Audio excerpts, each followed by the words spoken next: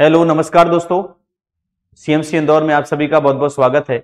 आज के इस वीडियो में हम लोग मध्य प्रदेश में नर्मदा नदी पर देश का पहला बैराज हरदा जिले में बनने जा रहा है।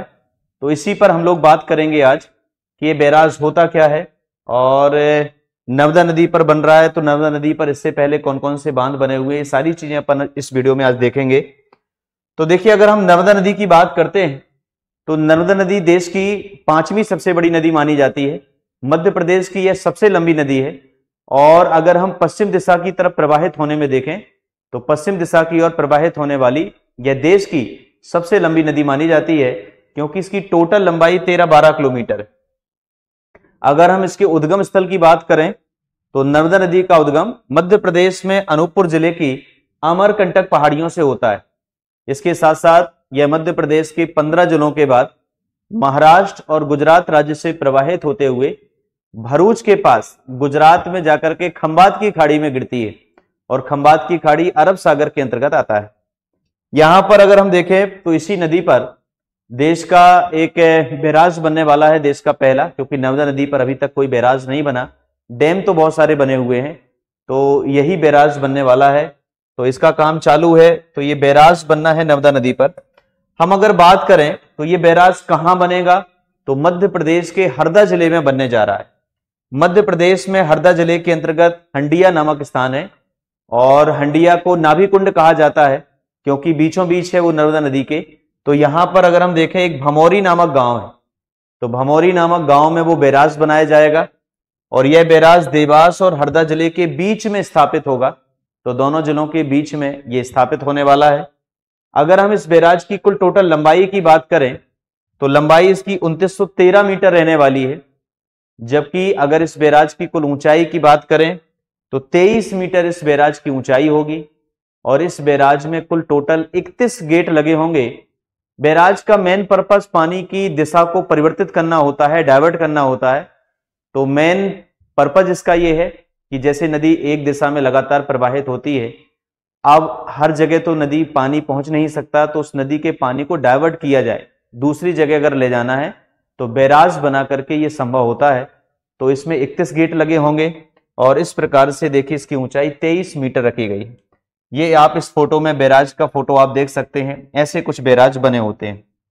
यहां पर ये जो बैराज बनने वाला है, जैसे ही बैराज का निर्माण होगा तो निर्माण हो जाने के बाद हरदा, देवास और सीहोर जिले की लगभग 200 हेक्टेयर जमीन डूब क्षेत्र के अंतर्गत आएगी। मतलब इतने बड़े एरिया की जमीन को ये डुबा देगा क्योंकि बहुत बड़ा रहेगा बैराज। इसके साथ साथ नर्मदा जिले की ओर 50 किलोमीटर तक पानी स्टोर होगा इस बैराज का, तो ये भी आपको ध्यान में रखना है। सिंचाई के लिए प्रेशर पाइपलाइन नहर भी बनाई जाएगी ताकि इरिगेशन बढ़िया हो सके। तो सिंचाई के लिए नहर का यूज किया जाएगा, नहर बनाई जाएगी और नहरों के माध्यम से ही पानी को डाइवर्ट किया जाएगा। यहां पर अगर हम बात करते हैं तो आखिर बैराज का मेन पर्पस क्या होता है, तो बैराज जो बने होते हैं, नदियों पर जो बैराज बनाए जाते हैं, उनका मेन पर्पस होता है पानी की दिशा को बदलना। क्योंकि नदी तो एक निश्चित दिशा से प्रवाहित होती है, एक निश्चित मार्ग से प्रवाहित होती है, लेकिन नदी के पानी को अगर कहीं और ले जाना है तो फिर बैराज बना करके संभव होता है और फिर नहरों के माध्यम से आप एक स्थान से दूसरे स्थान पानी को परिवर्तित कर सकते हैं, दिशा को परिवर्तित कर सकते हैं। तो पानी की दिशा को परिवर्तित करना इसका मेन पर्पस होता है बैराज का। इसके साथ साथ पानी के जलस्तर को बढ़ाने में भी इसका उपयोग किया जाता है बैराज का। तो यह भी आपको ध्यान में रखना है। हमेशा ये बैराज ऐसी नदियों पर बनाया जाता है जहां पर नदियों का पानी स्लो होता है, प्रवाह स्लो होता है। जहां पर बहुत तेज गति के साथ नदी बहती है वहां डैम बनाए जाते हैं, लेकिन अगर कहीं पर मंद गति के साथ प्रवाह चल रहा है पानी का तो वहां पर ही बैराज को बनाया जाता है। अगली बात यह है कि जब बैराज का निर्माण किया जाता है तो एक गेट के माध्यम से पानी को रोकने का प्रयास किया जाता है। कुछ गेट बनाए जाते हैं, दीवार कंक्रीट की बनाई जाती है।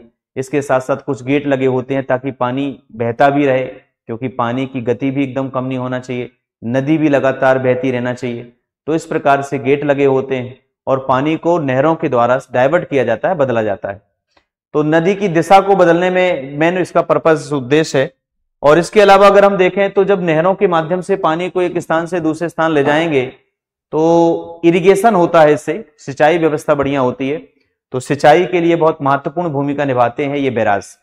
तो आप देख सकते हैं यहाँ पर फोटो में ये बैराज आपको बना हुआ दिखाई दे रहा है नदी पर। यहाँ पर नर्मदा नदी पर अगर हम बात करें तो वैसे बांध तो बहुत सारे बने हुए हैं। जैसे देखिए आप यहाँ पर इंदिरा सागर डैम बना हुआ है, ये इंदिरा सागर बांध आपको दिखाई दे रहा है। हमारे मध्य प्रदेश के अंतर्गत पुनासा बांध इसे कहा जाता है, खंडवा जिले में पड़ता है, ये मध्य प्रदेश के खंडवा जिले में आता है। तो सबसे बड़ा बांध मध्य प्रदेश में पुनासा डैम है, जिसे इंदिरा सागर डैम भी कहा जाता है, खंडवा जिले के अंतर्गत। वहीं अगर हम नर्मदा नदी की बात करें तो और भी बांध बने हुए नर्मदा पर, जैसे ओमकारेश्वर बांध बना हुआ है मध्य प्रदेश के खंडवा जिले के अंतर्गत। और नदी आगे बढ़ती है तो महेश्वर खरगोन में फिर महेश्वर डैम बना हुआ है। इसके साथ साथ गुजरात राज्य में नर्मदा नदी पर सबसे बड़ा बांध बना हुआ है, जिसका नाम सरदार सरोवर बांध है। तो सरदार सरोवर डैम नर्मदा पर बना हुआ सबसे बड़ा डैम माना जाता है, ध्यान रखिए आप। और छोटे मोटे और भी बांध बने हुए हैं, जैसे जबलपुर में देखिए बरगी डैम बना हुआ है। इसी प्रकार से नर्मदा की एक ट्रिब्यूटरी सहायक नदी है तवा नदी, तवा नदी पर भी तवा डैम बना हुआ है, जो कि मध्य प्रदेश का लॉन्गेस्ट डैम माना जाता है, सबसे लंबा बांध माना जाता है।